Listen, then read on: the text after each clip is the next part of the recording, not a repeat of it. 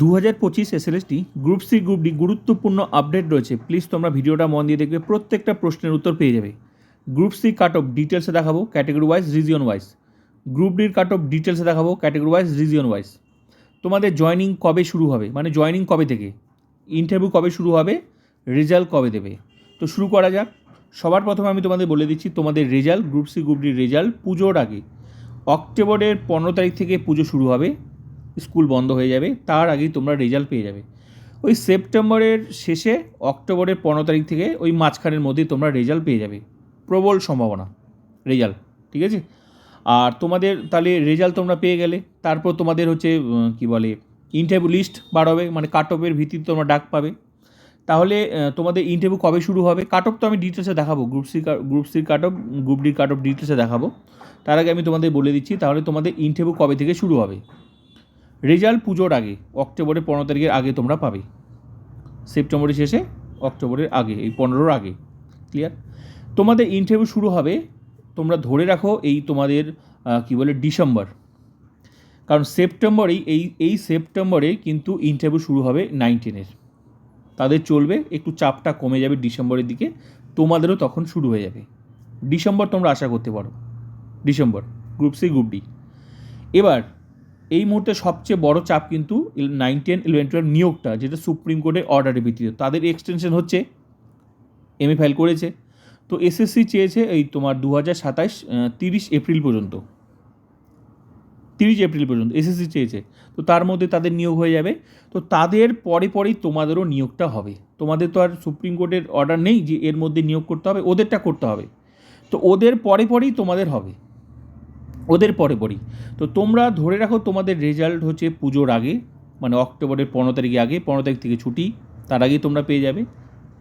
আর তোমাদের ইন্টারভিউ তোমরা আশা করতে পারো ডিসেম্বর। আর তোমাদের জয়নিং এই 9, 10, 11, 12 পুরো নিয়োগটা কমপ্লিট, মোটামুটি এসএসসি যেটা ডেট চেয়েছে আর কি এক্সটেনশনের, 2025 এসএলএসটি 9, 10, 11, 12 যেটা সুপ্রিম কোর্টে, তাদের 30 এপ্রিলের মধ্যে কমপ্লিট করে দেবে। তো ওদের পরেই তোমরা ধরে রাখো তোমার কি বলে ওই জুন ধরে রাখো। এসএসসি চেয়েছে 30 এপ্রিল, আর মধ্যশিক্ষা পর্ষদ চেয়েছে 31শে মে। ধরে রাখো তোমাদের হচ্ছে ওই মানে 1 মাস পর। মধ্যশিক্ষা পর্ষদ এক্সটেনশন চেয়েছে 2016 আনটেন্টেড টিচার্সে, তারা স্কুলে আছে, তাদের ওই 1 মাস পর। ওই ধরে রাখো তোমাদের জুন মাস তোমাদের জয়নিং শুরু হবে, তোমাদের মানে এদের পরেই তোমাদের। এবার চলে আসা যাক হচ্ছে তোমাদের গ্রুপ সি গ্রুপ ডির কাট অফ। তো এই মুহূর্তে তোমরা একটা জিনিস জানো যে ওবিসি সবচেয়ে বড় সমস্যা, সেটা কিন্তু ফাইনালি 2025 এসএলএসটিতে যেখানে তোমার কি বলে 17 থেকে 7% করে দিল অনগোয়িং রিক্রুটমেন্ট। এখানে অনেকেই বাদ যাচ্ছে, ওবিসি এ থেকেও অনেকে বাদ যাচ্ছে, বি থেকেও অনেকে বাদ যাচ্ছে। তো কাট অফ অনেকটাই কমবে, আর তোমাদের তো রেজাল্ট দেয়নি। আবার এই সময় আরেকটা কি, যে রিভেরিফিকেশান শুরু হয়েছে, ফেক সার্টিফিকেটগুলো বাতিল হয়ে যাচ্ছে। এর ফলে তোমরা যারা পরীক্ষা দিয়েছো, তোমাদের সুযোগটা, যাদের সমস্ত কিছু ঠিকঠাক আছে, তোমাদের চাকরি পাওয়ার সম্ভাবনা অনেকটাই বেড়ে যাচ্ছে। তো কাট অফটা এবার তোমরা দেখে নাও, কাট অফটা কিন্তু অনেকটাই কমবে। ওবিসি এ বি থেকে অনেকে বাদ যাচ্ছে, আর যারা বাদ যাচ্ছে তারা কিন্তু এখন হয়ে যাচ্ছে জেনারেল। ক্লিয়ার? তো এবার আমি তোমাদের কাট অফটা দেখাচ্ছি। তো রিজিয়ন, একটা কথা মনে রাখবে, আমি যে কাট অফটা দেখাচ্ছি, ঠিক আছে, প্রথমে দেখাচ্ছি গ্রুপ ডি, তারপর আমি দেখাচ্ছি গ্রুপ সি। এমন একটা কাট অফ দেখাচ্ছি যে কাট অফটা সমস্ত রিজিয়ন তোমরা, এটা সেফ জোন, এই কাট অফ সমস্ত রিজিয়ন, সেভাবেই আমি কাট অফটা আমি তোমাদের দেখাচ্ছি, সমস্ত রিজিয়নের সেফ জোন। দেখো বেশি পেলে তো তোমাদেরই ভালো, কারণ তুমি চাকরির ক্ষেত্রে অনেকটা অ্যাডভান্স থাকবে তুমি, ঠিক আছে। তো এবার আমি যেটা দেখাচ্ছি তোমরা দেখো, সমস্ত রিজিয়নের ক্ষেত্রে একটা মোটামুটি একটা হিসাব করা গেছে এই মুহূর্তে, সেটা হচ্ছে ইউআর মেলের ক্ষেত্রে 35। একটা কথা মনে রাখবে, গ্রুপ ডির ক্ষেত্রে, শুরুতে আমি গ্রুপ ডি দেখাচ্ছি। গ্রুপ ডি হচ্ছে তোমাদের 40 number OMR, 5 number experience, total 45 নম্বরের ভিত্তিতে ইন্টারভিউ লিস্ট তৈরি হবে। 45 নাম্বারের ভিত্তিতে ইন্টারভিউ লিস্ট, মানে ডাক পাবে তুমি ইন্টারভিউতে। শুধু ওএমআরের রেজাল্ট দেখলেই মানে যে তুমি পাস করে গেলে তা নয়, কিন্তু ইন্টারভিউ লিস্টে তোমার নাম থাকতে হবে, তুমি ডাক পাবে, তবেই কিন্তু তুমি ইন্টারভিউ দিতে পারবে। রেজাল্ট তোমরা সবাই দেখতে পাবে কে কত পেয়েছো, ঠিক আছে। তো নেক্সট যে ইন্টারভিউ লিস্টটা বার হবে, সেখানে নাম থাকলে তবেই তুমি ডাকটা পাবে। তো 45 নম্বরের ভিত্তিতে তোমাকে ডাক হবে, কল ফর ভেরিফিকেশান হবে, ঠিক আছে? তো দেখো 45 নম্বরের ভিত্তিতে তুমি ডাক পাবে, তার মানে ইন্টারভিউ লিস্ট হবে। ইউআর একটা মোটামুটি রিজিয়ন ওয়াইজ, একটা সমস্ত রিজিয়নে একটা সম্ভাব্য সব কিছু মিলে আমি একটা সেফ জোন তোমাদেরকে শেয়ার করছি। ইউআর সমস্ত রিজিয়ন মিলে একটা safe zone, 35 male, 34 female. Clear? OBC এটা হচ্ছে UR general category. OBC male 33, female 32, SC male 31, female 30। সম্ভাব্য কাট অফ, কিন্তু সম্ভাব্য প্লাস মাইনাস হতে পারে, আমার যা মনে হচ্ছে আমি শেয়ার করছি। ঠিক আছে? তো ST male 29, female 28, EWS male হচ্ছে 34, ফিমেল হচ্ছে 33। এবার এই যে ইডাব্লিউএস না, ইডাব্লিউএসের কাট অফটা একটু বাড়বে। কেন আমি তোমাদের বলছি, এই যে ওবিসি যারা বাদ যাচ্ছে, ওবিসি এ এবং বি থেকে যারা বাদ যাচ্ছে, তারা কিন্তু এখন জেনারেল, আর জেনারেল থেকে তারা আবার ইডাব্লিউএসে আসতে পারবে, আসার সম্ভাবনা প্রবল। যদি আসতে পারে, কেসও হয়েছে, যদি আসতে পারে তাহলে কিন্তু ইডাব্লিউএসের কাট অফটা কিন্তু একটু বেশি থাকবে। এবার যদি তারা যদি না আসতে পারে তাহলে কিন্তু কাট অফ কমবে। তো আমি এটা আসতে পারার সম্ভাবনা নিয়েই কিন্তু আমি ইডাব্লিউএসের কাট অফটা দেখাচ্ছি, মানে আসতে পারবে, আসার সম্ভাবনা আছে। যেহেতু ডাব্লিউবিতেও গেছে ইডাব্লিউএসটা, মানে এই তোমার ওবিসিরা যারা বাদ গেছে তালিকা থেকে, তো তারা এখন ইডাব্লিউএসে যাচ্ছে। তো এখানেও একটা আসার সম্ভাবনা আছে। তো 9, 10, 11, 12 এখানেও আসার সম্ভাবনা আছে, এডিট অপশন দিয়ে ওখানেও আসার সম্ভাবনা আছে। তোমাদেরও এখন যেমন এডিট অপশন হয়েছে, নেক্সট টাইম ইডাব্লিউএসে তোমাদের এডিট আসার সম্ভাবনা আছে। ওই হিসাব করে ইডাব্লিউএসটা আমি ধরে নিচ্ছি, যদি তারা আসে তাহলে কিন্তু ইডাব্লিউএসের কাট অফটা হবে, যদি আসতে পারি। কেস আছে, এখন দেখা যাক। যদি আসে তাহলে এরকম কাট অফ যাবে। মোট কথা ইডাব্লিউএসের কাট অফটা একটু বেশি হবে, 34, 33 আমার মতে যেটা হলো সেটা আমি শেয়ার করলাম। এটা হচ্ছে সমস্ত রিজিয়নের একটা সম্ভাব্য, সব কিছু মিলে আমি একটা কাট অফ শেয়ার করলাম। ক্লিয়ার? এবার আমি তো এটা 45 নম্বরের ভিত্তিতে তুমি ইন্টারভিউতে ডাক পেলে, ইন্টারভিউ তুমি দিলে, ইন্টারভিউ দেবে কত, 5 নাম্বারে তুমি ইন্টারভিউ দেবে। তাহলে টোটাল হলো 45 নম্বরের ভিত্তিতে তুমি ইন্টারভিউতে ডাক পেলে, 5 নাম্বার ইন্টারভিউ দিলে, মানে তুমি দিলে আর কি। দেওয়ার পর 50 নম্বরে আলটিমেটলি পুরো নিয়োগটা 50 নম্বরের ভিত্তিতে তোমার নিয়োগটা হবে। ফাইনাল মেরিট লিস্ট মানে তুমি জায়গা পাবে। যদি তুমি ফাইনাল মেরিট লিস্টে সবচেয়ে মানে যা সিট আছে তার মধ্যে তুমি যদি আসো, তাহলে তুমি 50 নম্বরের ভিত্তিতে সবচেয়ে যারা সিট অনুযায়ী যারা থাকবে তারা ফাইনাল প্যানেলে থাকবে, আর সিটের বাইরে যারা থাকবে তারা চলে যাবে ওয়েটিং লিস্টে। মানে ফাইনাল প্যানেল হবে 50 নম্বরের ভিত্তিতে, দুটো লিস্ট হবে, একটা ফাইনাল প্যানেল আর একটা ওয়েটিং লিস্ট। ওয়েটিং লিস্টে যারা থাকবে তারা সবার চাকরি হবে না, কিন্তু ফাইনাল প্যানেলে যারা থাকবে তাদের কিন্তু সবার চাকরি কনফার্ম। এবার যারা জয়েন করবে না তাদের সিটগুলো ওয়েটিং থেকে পাবে। ক্লিয়ার বিষয়?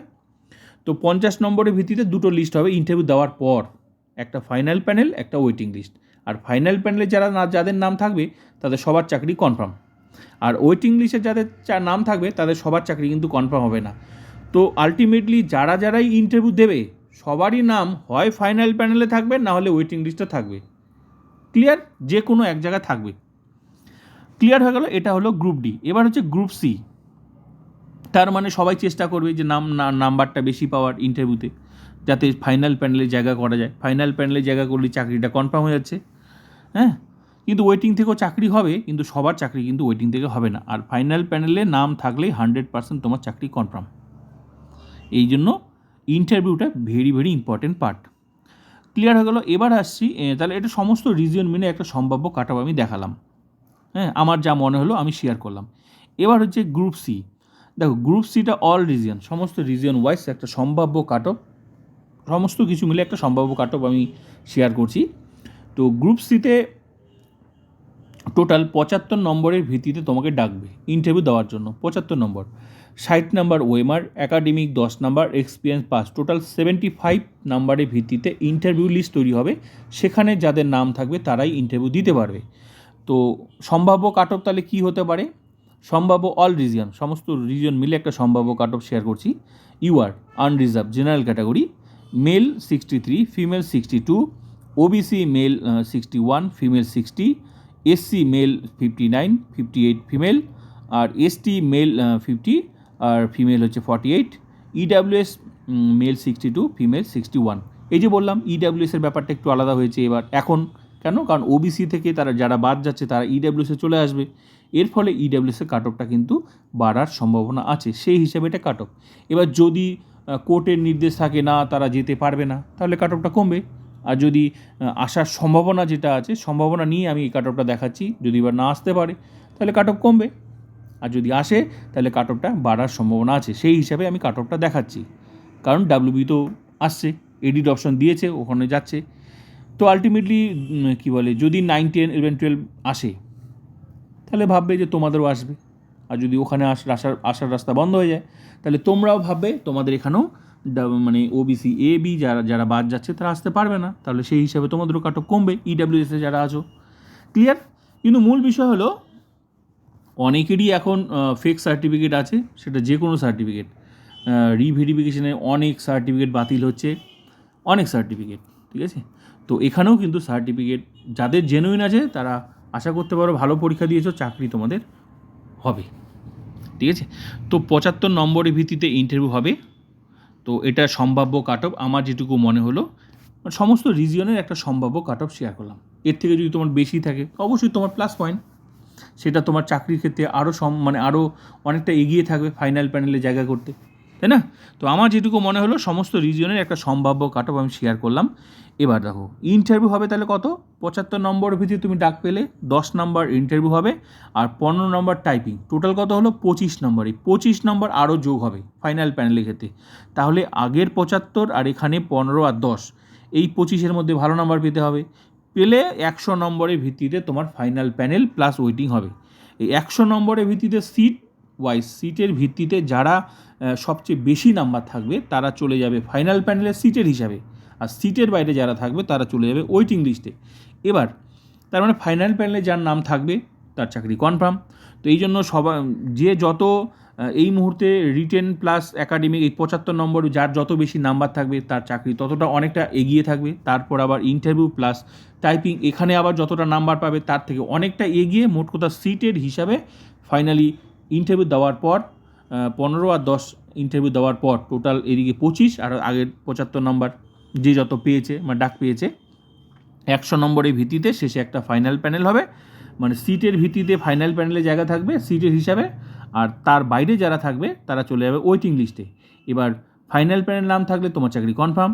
এবার ফাইনাল প্যানেল থেকে যারা চাকরি নেবে না সেই সিটগুলো থেকে ওয়েটিং থেকে চাকরি পেয়ে যাবে। তাহলে ফাইনাল প্যানেলের নাম থাকা মানে চাকরি 100%, কিন্তু ওয়েটিংয়ে নাম থাকা মানে 100% চাকরি না, আর ওয়েটিংয়ে সবাই চাকরি পাবে না। যেমন এখন ইন্টারভিউতে যারা ডাক পাবে সবাই কি চাকরি পাবে না?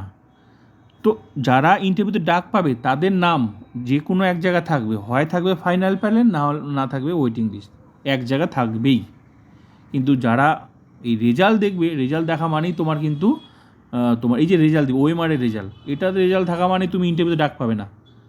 ইন্টারভিউ লিস্ট যেটা হবে সেই লিস্টে যদি তোমার নাম থাকে মানে কাট অফের ভিত্তিতে ইন্টারভিউ লিস্টে, তাহলে তুমি ইন্টারভিউতে হয় তখন ইন্টারভিউ দিতে পারবে, আর দিতে পারলেই হয় ফাইনাল প্যানেল না হলে ওয়েটিং লিস্ট।